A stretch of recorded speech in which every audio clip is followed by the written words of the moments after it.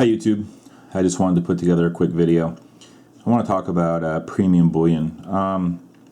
Silver New Jack put out a video yesterday, and there's a few points I want to hit on. He was basically making the point, and we've heard this before, that the mints are pumping out these high premium coins, right, and for a high price. And the Royal Canadian Mint is the latest. They pumped out a series, and I think the half ounce is like $50, he said, and the full ounce is $100. That's pretty expensive stuff. And his concern is that this will do long-term harm to the silver industry, the coin industry, because basically people will get burned by the premiums, and the industry will kind of collapse under its own weight. The analogy that people make is usually the baseball card analogy, right? When I was a kid, you'd buy baseball cards, and it was simple. It was Topps. You go to the drugstore, you buy a pack of Topps cards. Hopefully, you get a rookie and or your favorite team or your favorite players, and that was it. And then in the '80s, all these companies came out: Fleer and Dunruss and Upper Deck and Leaf, and suddenly it was really convoluted, and it was confusing, and the entire industry kind of collapsed. Those cards are pretty much worthless. Ask me how I know, because I had a ton of them. So he brings up some valid points there. I don't subscribe to the baseball card analogy because, baseball cards are backed by cardboard, whereas at least with silver, you get the intrinsic value of the metal, right? Now, if you're worrying about a premium collapse, that's a different argument. As long as you understand that whenever you buy a silver coin or round, every dollar over spot that you buy it for is money that's at risk. You're basically banking on the fact that you can recover that premium, or the price of silver will go up fast above that premium that you bought it for. Fair enough, right? The thing is, I've never really said much about that, because I've always appreciated the fact that the mints put so much effort into these coin designs and everything else, and I just try to imagine a world where there are no choices. What would silver stacking be like? How much fun would it be if there wasn't a lunar series, if there wasn't, kookaburras, if there weren't nice hand-poured bars, if there wasn't a Pamp Suisse? What would silver stacking be like then? I think it would be, honestly, kind of boring. I hate to say it like that. Yeah, that's a tough thing to say, but I think it would really take away from the experience. I remember reading on Kiko forums when I first started buying silver, and there was a guy on there who said that his whole strategy was simple. The only thing that he bought, the only thing, was 64 Kennedys. He said there's no wear. They can be had for spot or close to it, and they're easily recognizable. You can't argue with him. His spots are all correct.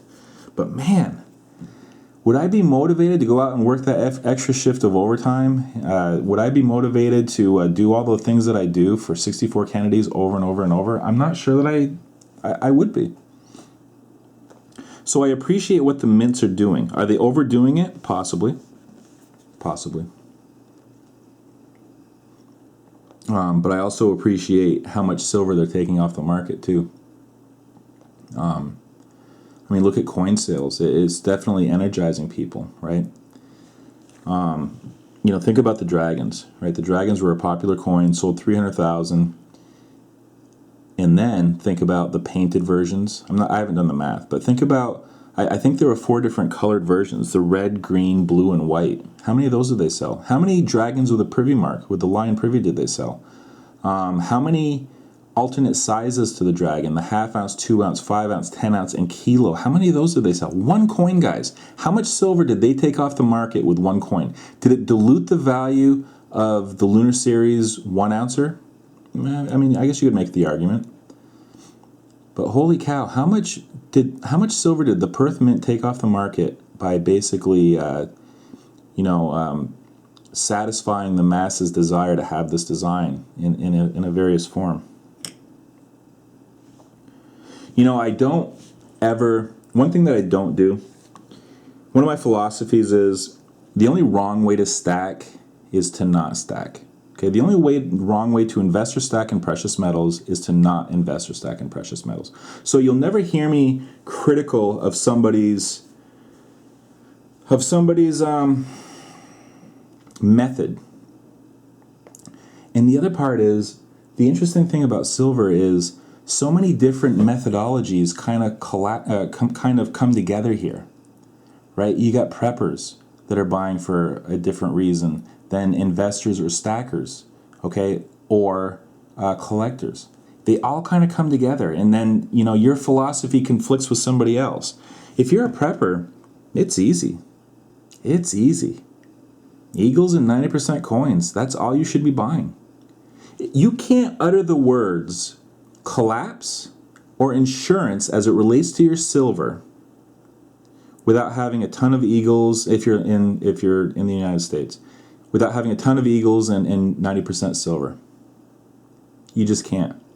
Recognizability should be the cornerstone of your plan. I want you to imagine a scenario, if what you say plays out, that you're trying to convince somebody that a 96 kookaburra is in fact silver. Okay, right? So you want to be buying this stuff. That's easy. Well, if you're a stacker or investor, things get a little bit more gray. One thing that I've always been a proponent of is time testing or backdating, whatever you want to call it, your strategy.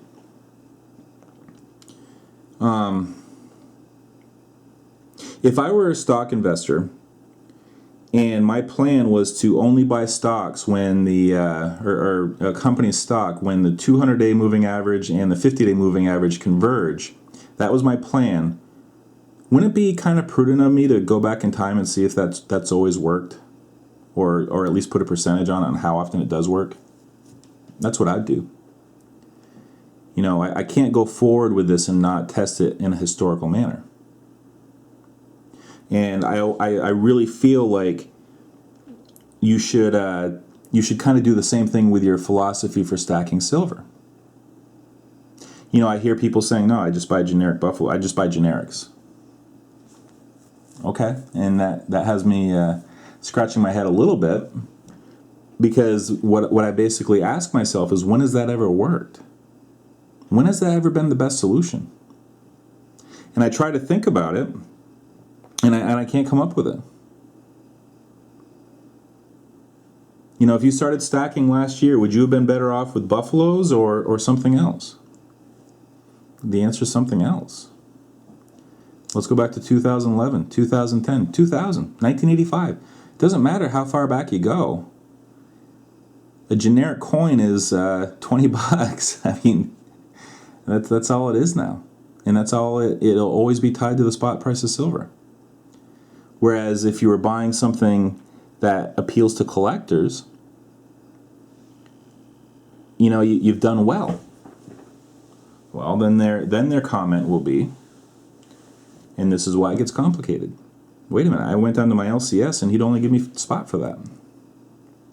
I still see, I did a video on it, and I still see these comments.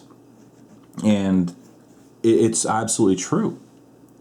If you are going to pay a middleman to sell your silver for you, then you should absolutely be making sure to find out what he's paying the most money for.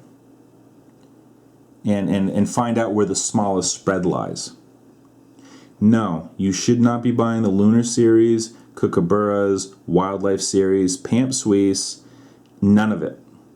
If your intent is to pay for the electric bill of your local coin shop, you should not, and I know that's kind of mean to say, okay, but the fact is you're paying a middleman to sell your silver for you.